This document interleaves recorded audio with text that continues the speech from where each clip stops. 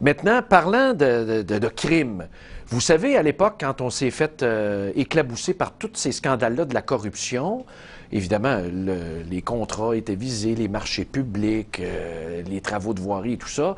On a voulu s'inspirer de la ville de New York. Ah, New York a une escouade incroyable de bureaux de lutte permanente à la criminalité. Robert Duthil était ministre de la Sécurité publique. On disait s'être inspiré de New York. Moi-même, quand j'étais maire, là, j'ai porté des plaintes à Marteau, à l'UPAC, à tout ce que tu voudras. Et puis, tout ce qu'on me disait, c'est que ça va être long, on manque d'effectifs. Dans le temps, on était juste 200.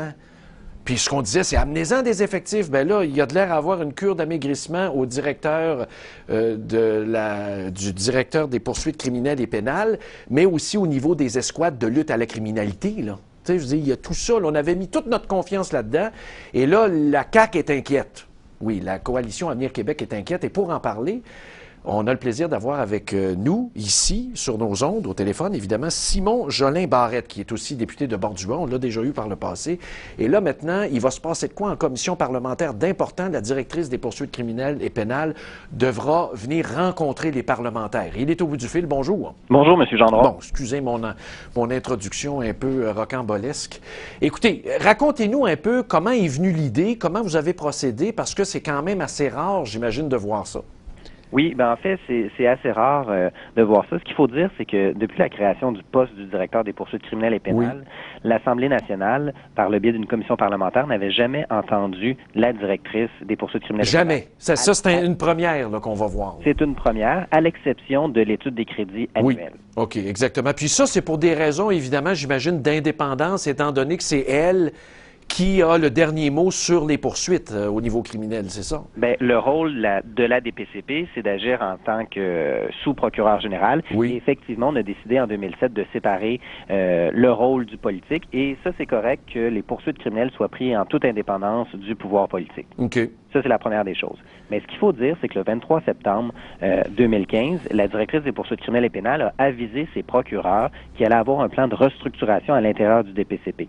Donc, on diminue, en fait, on ferme les bureaux spécialisés en région qui étaient spécialisés dans la lutte contre le crime organisé. En fait, 3 bureaux. Le BLACO, le bureau de lutte aux produits à la criminalité et le bureau de lutte à la corruption et à la malversation. OK. Donc, ce qu'on a dit, on ferme ces bureaux-là en région, on rapatrie tout le monde à Montréal, mais par le fait même, on réduit les effectifs de 110 procureurs à seulement 60 procureurs qui vont faire de la lutte à la grande criminalité. Mais pourtant, là, les besoins ne diminuent pas. Je vous entendais hier en conférence de presse, il y a les aspects régionaux, il y a de la criminalité. La petite pègue locale chez nous là, est pas nécessairement comprise par ceux de Montréal, là? Non, tout à fait. Il y a un point de vue local qui est important à comprendre. Mais ce qu'il faut dire aussi, M. Gendron, c'est que le crime, là, ça se passe pas uniquement à Montréal. Donc, c'est pas parce que le DPCP ferme ses bureaux en région, les bureaux spécialisés, que les criminels vont tous se concentrer à Montréal. Ben non. Ici, là.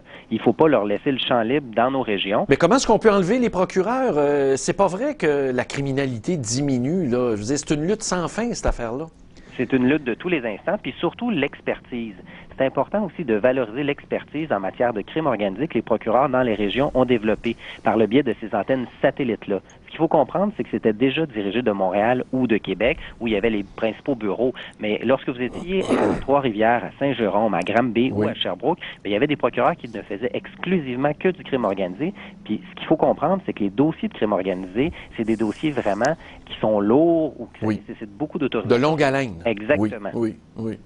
Mais la coupure, là, quand vous parlez de réduction d'effectifs, on ferme des bureaux, on concentre à Montréal, admettons.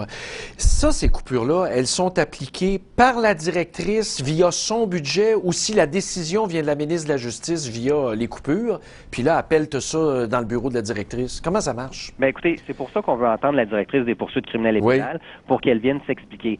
Mais notamment dans la note qu'elle envoie à ses procureurs, elle fait part du contexte budgétaire désormais restreint et du fait qu'en 2012, il y avait des ressources supplémentaires qui devaient lui être attribuées. Et elle indique que ça n'a pas été fait et que l'environnement actuel ne laisse pas présager qu'il va y avoir ce genre de ressources supplémentaires-là. Donc, vous savez que la DPCP évolue dans le cadre budgétaire du gouvernement. Donc, nous, on veut savoir, est-ce que la commande vient de la ministre de la Justice? Parce que, écoutez, moi, je suis pas en politique comme vous à temps plein à Québec, mais il me semble que c'est les derniers endroits où tu peux couper. C'est tout ce qui est sécurité publique, lutte à la criminalité. Bon, santé, éducation, ça va. Là, il y a peut-être des programmes qu'on peut tasser. Mais là-dessus, là, on peut pas faire de sacrifice. Les criminels vont être contents, c'est automatique. Bien, il n'y a pas d'économie à faire Ben non. sur la lutte contre le crime, Je pense pas. organisé, et surtout pas d'économie à faire à la lutte à la corruption. Puis ça, c'est un dossier qui est fort préoccupant. Il faut s'assurer que les dossiers qui ont été menés par les enquêteurs, par les policiers, que ce soit dans le crime organisé et surtout contre la corruption, bien, que ces dossiers-là cheminent et que les gens qui ont commis ce genre d'infraction-là soient poursuivis devant les tribunaux. Ça, là, est-ce qu'il y a des impacts, d'après vous, sur l'UPAC, puis ces affaires-là, ou c'est une autre branche, là, puis ils sont pris avec d'autres coupures, mais ça n'a rien à voir? Mais il y a déjà des restrictions budgétaires qui ont été annoncées, notamment au niveau des escouades régionales mixtes, notamment à Montréal. Okay. On va entendre le commissaire à l'UPAC lundi, le 2 novembre, en commission parlementaire. Donc, on va pouvoir demander à M. Lafrenière quels sont les impacts. Ben, en tout cas, ça va être à suivre. Je sais, pour les gens, là, ça n'est pas très sexy, ces affaires-là, c'est aride. Mais après, on se ramasse avec des cas de corruption, puis on se dit, sapristi, si on avait su, c'est toujours à recommencer, ces affaires-là. Tout à fait, mais c'est extrêmement important aussi de maintenir l'intégrité des procureurs de la Couronne, du système de justice. Il faut que les gens aient confiance dans le système de justice, puis il faut surtout avoir une couronne forte pour pouvoir défendre l'intérêt public. C'est primordial. Puis ça n'a sûrement pas changé de mon époque. Là, les procureurs de la Couronne qui, dans mon temps, coudonc, je ne suis pas un vieux crouton de 75 ans, là, il n'y avait même pas accès à des courriels à Valleyfield, au palais de justice, là, avec des ordinateurs portables désuets, une charge de travail incroyable. Ça marche au volume. Avez-vous entendu parler de l'étude qui est sortie de la Société de criminologie avant-hier? Je ne l'ai pas vu. Dans les palais de justice, là, les procureurs de la Couronne marchent tellement à volume. C'est une chercheure qui a rendu ça public dans la presse. Et il y a aussi des procureurs de la défense. Tout le monde marche à volume. On s'entend sur du plea bargaining. Ça va aller plus vite. On sauve des étapes. On négocie. Mais l'intérêt de la justice, elle est où là-dedans? Bien, c'est ça. C'est fort préoccupant. Puis il faut s'assurer qu'on donne tous les outils aux procureurs de la Couronne pour qu'ils réalisent leur mission. Puis surtout, vous savez, dans le cadre de la grande criminalité, les dossiers, c'est pas la même chose que des dossiers au palais de justice. Donc, il y a une question aussi de mobilisation des troupes. Parce que puis de se battre à armes égales. Imaginez Vaillancourt qui se paye là, à Laval les meilleurs avocats avec la grosse batterie, puis le procureur de la Couronne qui a à peine... comprenez, ça n'a pas de sens. Vous avez raison là-dessus. Puis il y a une question aussi, notamment, vous parlez de ce dossier-là particulièrement, au niveau des délais. Des délais du système de justice, parce que vous savez, dans le dossier Shark, le juge Brunton a décrété un arrêt des procédures, notamment en raison d'une problématique au niveau de la transmission de la preuve, mais aussi, dès 2011, le juge Brunton avait décrété un autre arrêt des procédures qui indiquait clairement au gouvernement qu'il y avait une problématique relativement au délai, et le gouvernement libéral n'a pas agi dès 2011 pour réduire la question des délais. Non, puis même la preuve, imaginez des containers de preuves. Moi, je suis sûr, là, évidemment, on est entre nous autres, là, le maire Vaillancourt ne fera jamais 1 minute de prison. On ne se rendra jamais à sa condamnation. Il va être mort avant. Je vous dis, c'est ça la réalité. C'est triste, hein? C'est triste pour tout le monde. Je sais que vous ne pouvez pas commenter, mais enfin, merci d'avoir été avec nous. Bien, ça m'a fait grand plaisir, M. Gendron. Bonne continuité. Merci, bonne journée. Au revoir. Simon Jolin Barrette, qui est député de Bordua pour la CAQ. Je vous le dis, moi, le maire Vaillancourt va mourir, puis il n'aura pas été dans la boîte des témoins pour son procès. Il n'est pas obligé de témoigner, là. Il est accusé. Alors, il a le droit de garder le silence.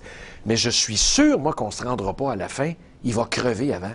D'ailleurs, dans le procès Vaillancourt, il y en avait d'autres qui avaient été arrêtés. Et je pense qu'il y en a 2 à date de mort, là. Il me semble. Ça se peut pas. Fait qu'il va se l'être coulé toute sa vie en douce. On prend une pause, ce sera le festival de vos boîtes vocales tout de suite après.